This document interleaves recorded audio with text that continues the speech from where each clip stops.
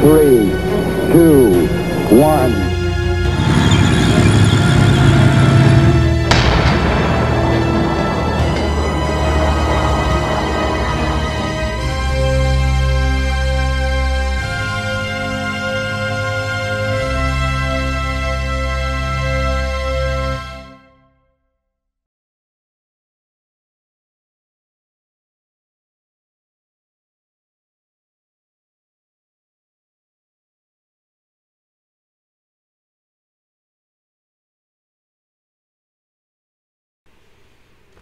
Hey guys, it's Challenger.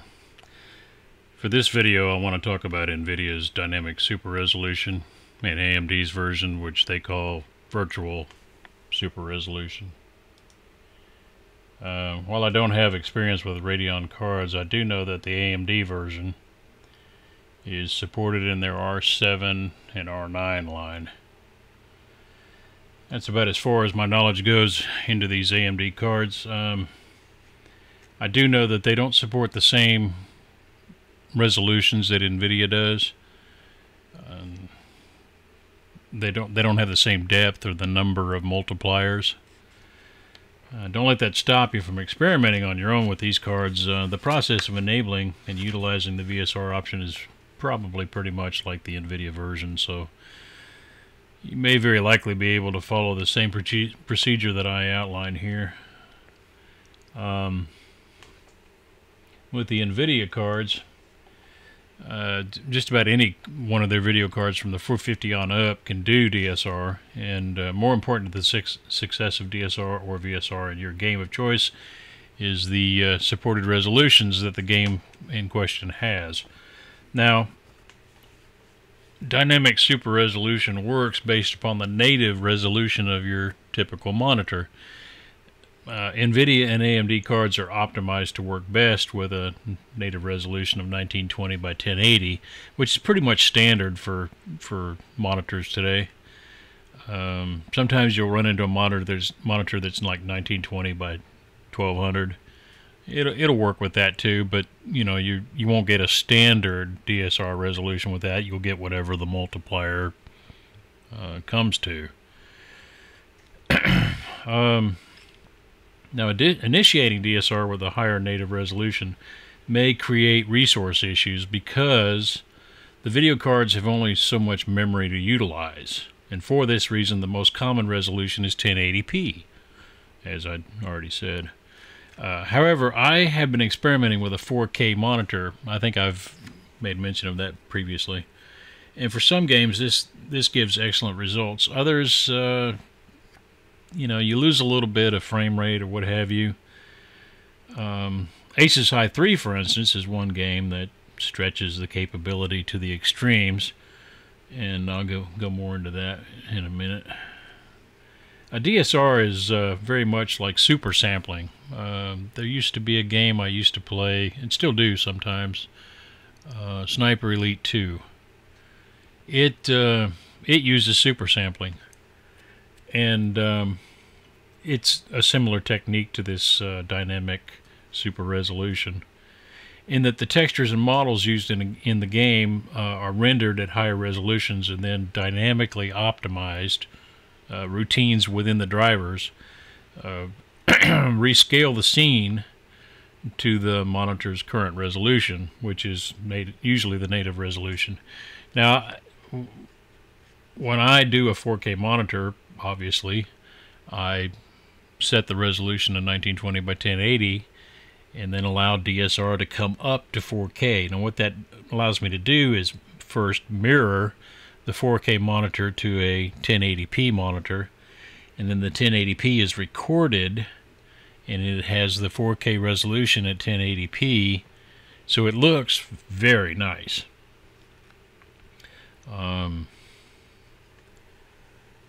With current video cards, the main limitation is primarily memory capacity, and you can get cards that have well, typically 4K or 4 gigs is the maximum. There are some cards that are 2 gigs, 3 gigs, 6 gigs, and even 12 gigs in some of the extreme examples. And those video cards from NVIDIA that are coming this summer, which have been called Pascal, should help to free those limitations up and allow us to explore even higher resolutions. That's what I'm looking forward to. The monitors that I use, this 4K monitor is a 40-inch Philips ultra high definition display, and it has the resolution, as I said, set to 1080p, just like a standard monitor would be. And the monitor that is plugged into the Elgato is an Asus 24-inch display, and it's set at 1080p, which is its native resolution. The Philips in this case is duplicated on the Asus, so they're showing the same thing. You see what I see. Because the Asus is echoing what the Elgato Game Capture HD 60 card is receiving, and that's built into a second computer. Now, as you can see, this is how dynamic super resolution works.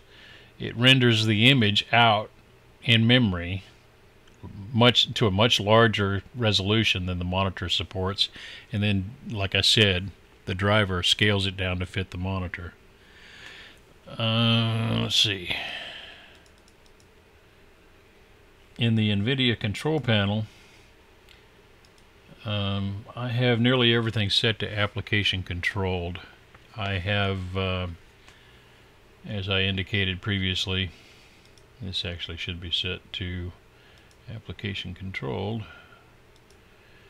Power management mode, I prefer maximum performance. I don't want it throttling depending upon what's going on in the game. I want it at maximum power all the time. And for SLI, I'm forcing the alternate frame rendering method 2. That's just because NVIDIA has never provided a profile for Asus High 2. Get on the ball there, NVIDIA. And so we have to actually add this profile ourselves. So that's why this is customized.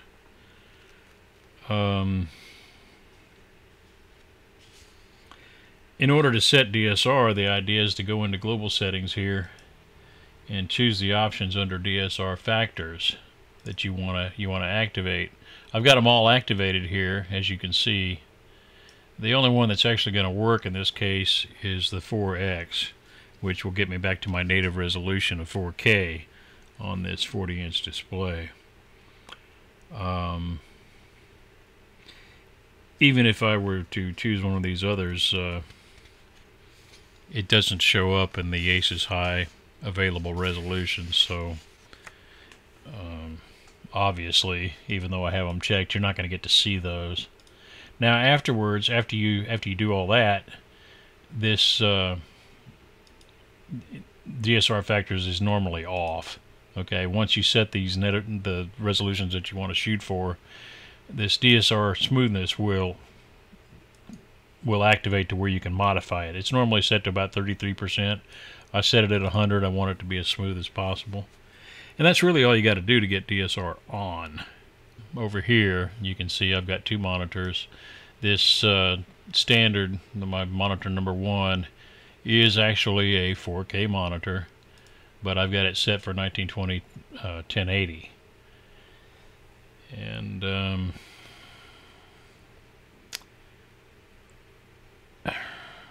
that's really all you need to know, I think, about these two different settings.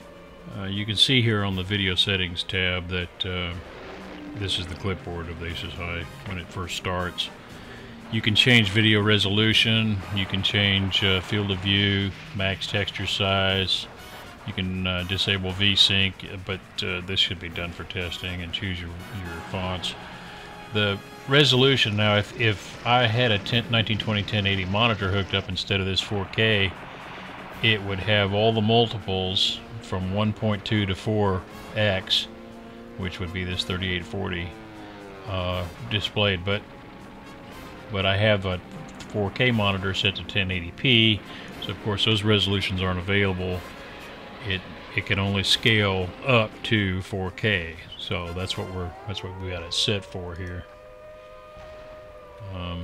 For resolutions up to 2160p, you can get away with a larger texture size of 4096. But if your native resolution is already 4K, and let's say that I had the monitor set for 2160p also, then you have to take care as to what texture size you use. In fact, when I go up to I think it's 3240p that I prefer. It's 5K by whatever. I have to set the texture size down to 512. Otherwise, if I accidentally forget and hit Alt-S, which is the screenshot for Aces High, it'll crash the game. It doesn't have the resources to deal with that. So anyway, this is going to render out these graphics to a much smoother degree than it would be if it was set for 1080p. And if you're not using the same settings I am, coming from 1080p, you should probably experiment before you just randomly choose 4K, because it can lead to issues. You don't want to run out of memory, for instance. So anyway, let's go on into the game, and we'll fly a mission with the Mustang. Now, what I've got here in the hangar is the Mustang with 1,000-pound bombs. I've got 50 fuel. Go back to the tower here.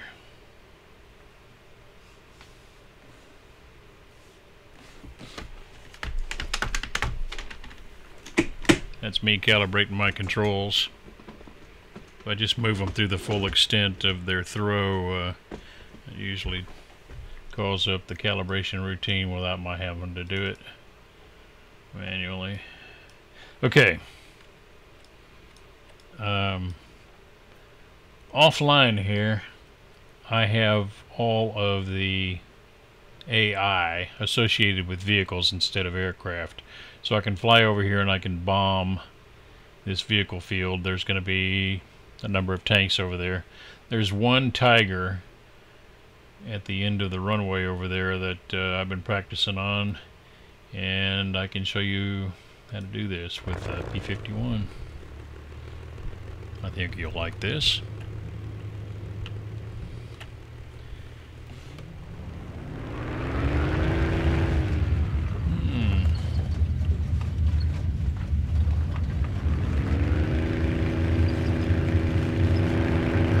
Apparently I forgot to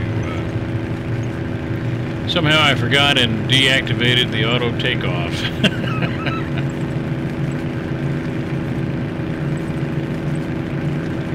That's alright, we can deal with this.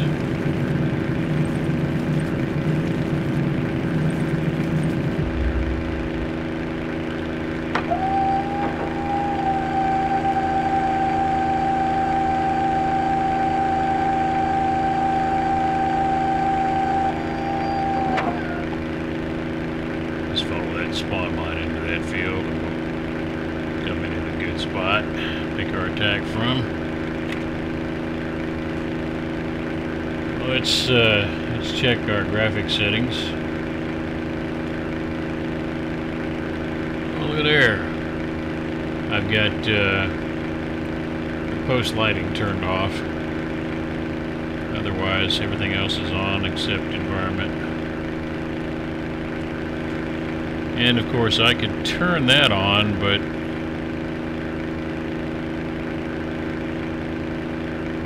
the game looks really good like it is.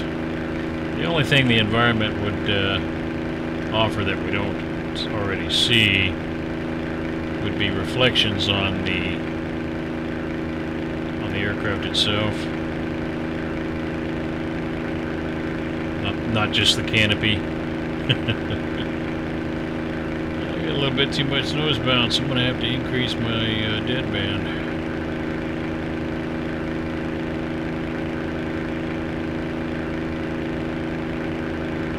Sortie, I guess. I love how this game looks with the clouds on. Look at that.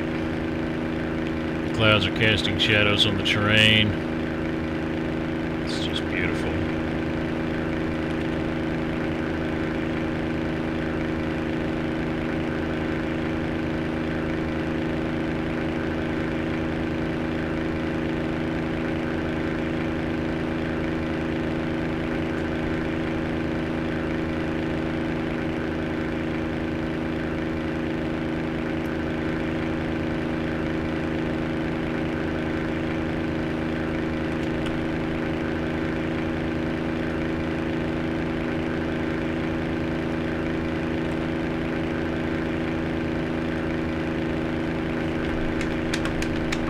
I think I'm going to have to calibrate anyway, huh?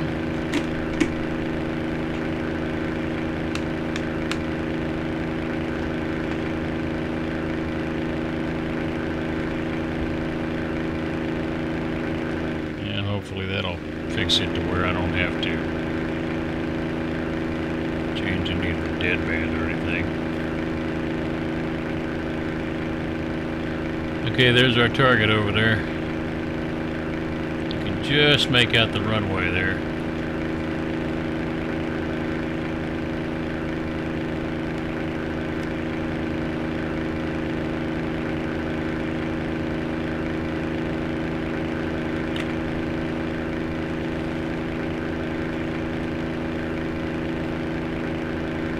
This is the runway here. The Tiger's on the far end down there.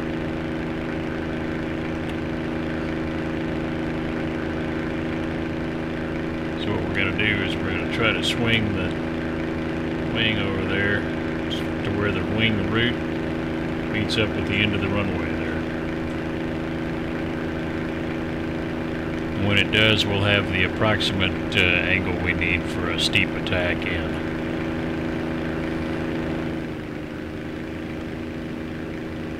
Bombs are selected.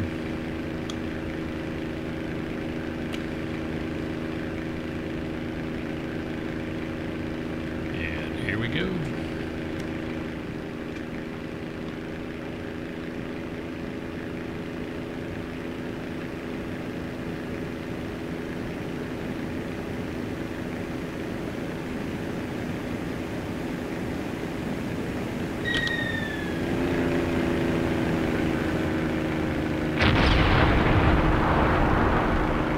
That was close enough.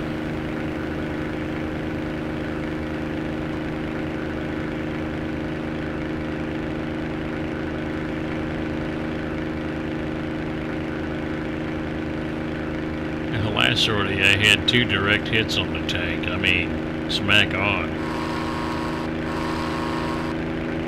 That time I missed by what looks like 100 feet to me, but probably wasn't that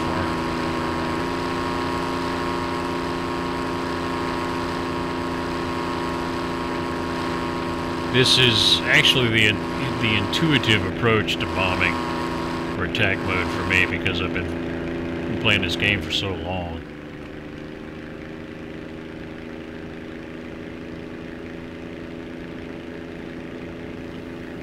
And that would be because I love this game.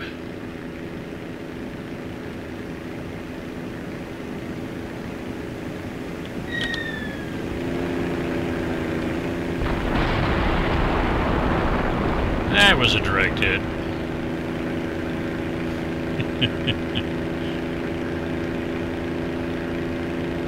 Now, if there were guns on this field, I would not have attacked like that, I can tell you. Wouldn't happen. Mustang's prone to taking damage from guns, and you couldn't make it home probably, even at this range.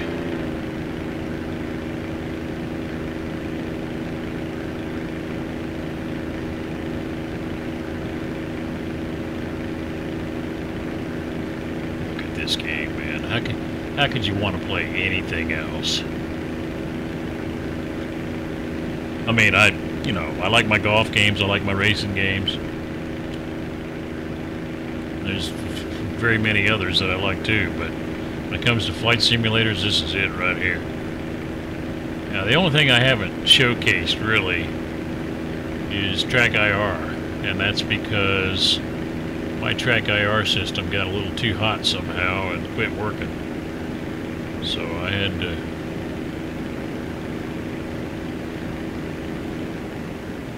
had to send it off for repair. It's only 2 years old. I didn't think it was worth having to buy a new one after just 2 years. So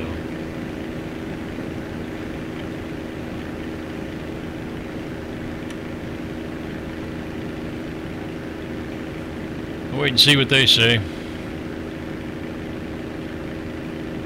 Anyway, you can see the runway up here. Right there.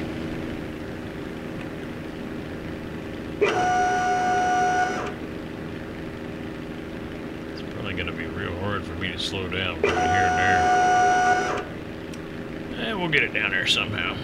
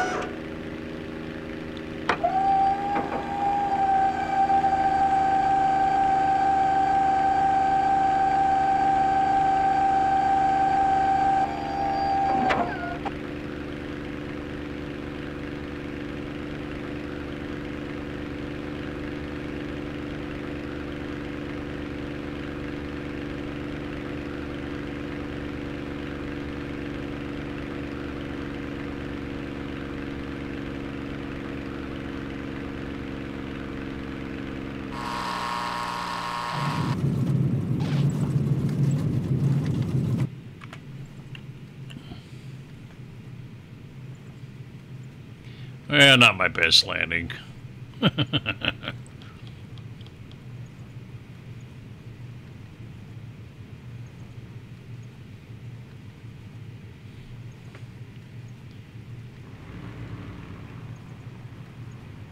This red building down there at the end on the left is the rearm pad. Most of the people that play this game regularly would know that, but I've had plenty of people say, hey, where is that thing? There it is.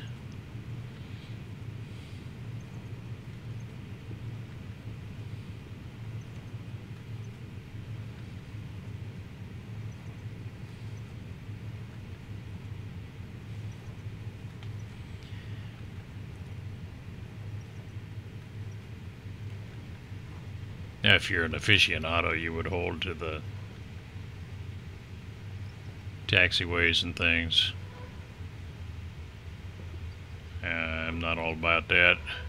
Just come over here and get some rearm. I will shut my engine off online so that people can hear and they don't get drowned out by the sound of my engine while they're sitting next to me or something. Anyway, there you go. Hope you've enjoyed it. Give us a like, subscribe, come back and see us later.